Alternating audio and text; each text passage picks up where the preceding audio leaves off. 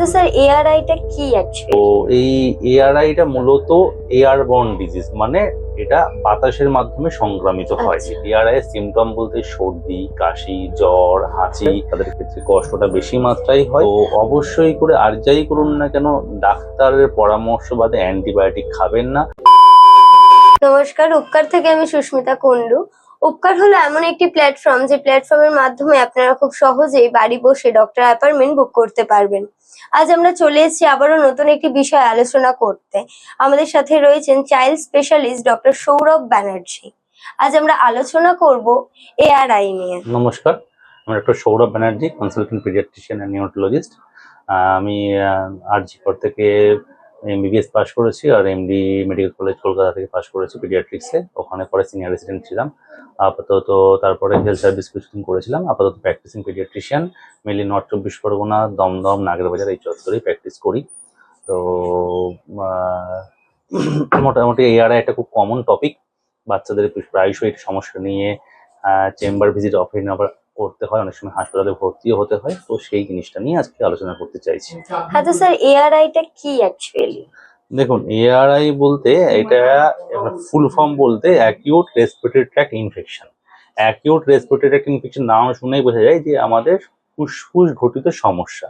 তো respiratory tract এটা not only limited two ফুসফুস, এটা হচ্ছে আমাদের নাকের থেকে শুরু হয়, নাক, গলা, তারপরে হয়ে ট্র্যাকিয়া হয়ে ব্রঙ্কাসে ফুসফুস অব্দি যায়। তো এর যে কোনো জায়গার ইনফেকশনটাকে বলা হয় যে এআরআই, অ্যাকিউট রেসপিরেটরি ইনফেকশন। কোনোটাকে বলা হয় ইউআরটিআই, আপার রেসপিরেটরি ইনফেকশন, কোনোটাকে বলা হয় এলআরটিআই, লোয়ার রেসপিরেটরি ইনফেকশন। তো এই এআরআইটা মূলত এয়ারবর্ন ডিজিজ, মানে এটা বাতাসের মাধ্যমে সংক্রামিত হয়। আচ্ছা। এটা যেমন অ্যাজ লাইক কোভিড এর মতন, যেমন আবার শোনা যাচ্ছে কোভিড একটু বাড়ছে, অ্যাজ লাইক কোভিড এর মতন নিঃশ্বাস প্রশ্বাসের মাধ্যমে ছড়ায়, একজন সংক্রমিত ব্যক্তি থেকে আরেকজনের আসতে পারে। এইগুলোই হচ্ছে মূলত হয়, অনেক ক্ষেত্রে প্রাণীদের থেকেও ছড়াতে পারে, এটাই হচ্ছে মূলত। তো এটা কি শুধুমাত্র বাচ্চাদের ক্ষেত্রেই হয় নাকি না, বড়দের অবশ্যই ক্ষেত্রে? নয়। এআরআই এটা হচ্ছে সবার ক্ষেত্রেই হতে পারে, সিভিয়ারিটি ডিপেন্ড করে। ইউজুয়ালি বাচ্চা এবং বড়, মানে বয়স্ক যারা, দুটো প্রান্তিক এজ গ্রুপ, একদম ছোট বাচ্চা একদম বয়স্ক, তাদের ক্ষেত্রে সিভিয়ারিটি বেশি বাড়ে, তাদের ক্ষেত্রে কষ্টটা বেশি মাত্রায় হয়। আর কারণ তাদের ইমিউনিটি পাওয়ারটা দুর্বল থাকে এই জন্য। আর এটা মেনলি বিভিন্ন প্যাথোজেন দিয়ে হয়, যেমন ভাইরাস, ব্যাকটেরিয়া, নানান রকম, কিছু কিছু ক্ষেত্রে ফাঙ্গাস, এগুলোর দিকে আসতে পারে। তো এই অ্যাকিউট রেসপিরেটরি ইনফেকশন যদি যখন আপার এয়ারওয়ের মধ্যে লিমিটেড থাকে, বলা হয় ইউআরটিআই, তুলনামূলকভাবে সাংঘাতিক, মানে সিরিয়াসনেস কম থাকে তুলনামূলক। লোয়ার রেসপিরেটরি ট্র্যাক্ট ইনফেকশনের মধ্যে তুলনামূলক ইনফেকশনের চান্স বেড়ে যায়, কারণ সেই ক্ষেত্রে ফুসফুসে সংক্রমণ হয় এবং সেক্ষেত্রে নিউমোনিয়া আরো সিরিয়াসনেস জিনিসগুলো বাড়ার চান্স হয়। তো এখানে এআরআই হলে কি ওষুধ খেয়ে ঠিক হয়ে যায় নাকি কখনো কখনো আরো বেশি বাড়াবাড়ি হতে পারে? দেখুন, এআরআই একটা ব্রড টার্ম, এটা বললাম, এটা broad spectrum term. Acute respiratory infection এর মধ্যে নিউমোনিয়াও পড়ে, আবার নিউমোনিয়ার বিভিন্ন কমপ্লিকেশনও পড়ে, ঠিক আছে? আচ্ছা। তো অধিকাংশ ক্ষেত্রেই আপনার সবাই ওষুধ খাওয়া করে।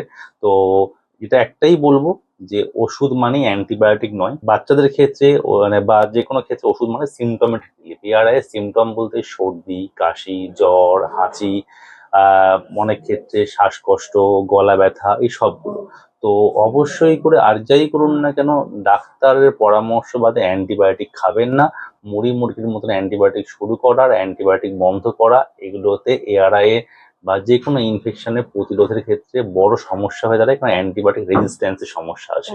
এবং বাচ্চাদের ক্ষেত্রে শুধু নয়, সবার ক্ষেত্রে এই ইনফেকশনগুলো মোস্টলি ভাইরাস ঘটিত হয়ে থাকে। ভাইরাস যেটা যেটা দেখা যায় ঋতু পরিবর্তনের সময় এই এআরআই এর অসুখগুলোর বাড়ন্ত ঘটে। তো সেই ঋতু পরিবর্তনের সময়তেই আবহাওয়ার অনুকূল পরিবেশের কারণে ভাইরাসগুলো সক্রিয় হয়। তো ফলে অধিকাংশ ক্ষেত্রে যদি ভাইরাস ইনফেকশন হয়, সেক্ষেত্রে অ্যান্টিবায়োটিকের কোনো রোল খুব একটা থাকে না।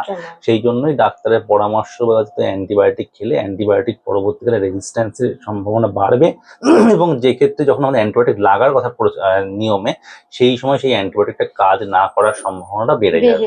এই চিকিৎসাটা মূলত মানে ডাক্তারের পরামর্শ অনুযায়ী ঘরেও হতে পারে, সিভিয়ারিটি অনুযায়ী কখনো কখনো হাসপাতালে ভর্তি হতেও হতে পারে। তো এর বেস্ট ট্রিটমেন্ট কি হয়? দেখুন, বেস্ট বলে নয়, যেটা বলা হয় অ্যাপ্রোপ্রিয়েট ট্রিটমেন্ট, ঠিক আছে?